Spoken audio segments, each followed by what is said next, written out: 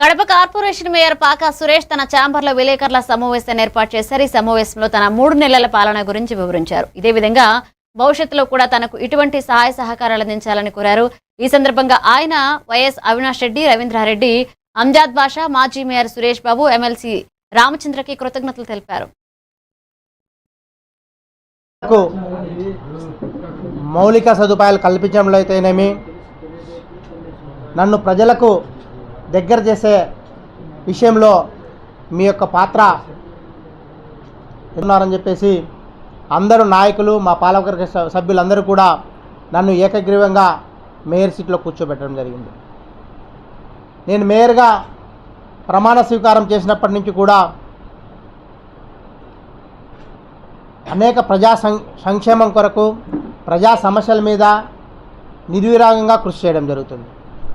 ఏదైతే నేను అనుకున్నానో ఈ 100 రోజుల్లో 100 డేస్ యాక్షన్ ప్లాన్ అని ఒకటి తయారు చేసుకొని ఉన్నటువంటి వాటన్నింటినీ కూడా గుంతలు పూర్తి చేయడం జరిగింది. అలాగే నేషనల్ హైవే అధికారుల దృష్టికి తీసుకెళ్ళి ఆ రోడ్డుకి ఇప్పుడు 20 కోట్ల రూపాయలు శాంక్షన్ అయ్యి టెండర్ కూడా పూర్తయిందని చెప్పేసి అధికారులు తెలియజేయడం జరుగుతుంది.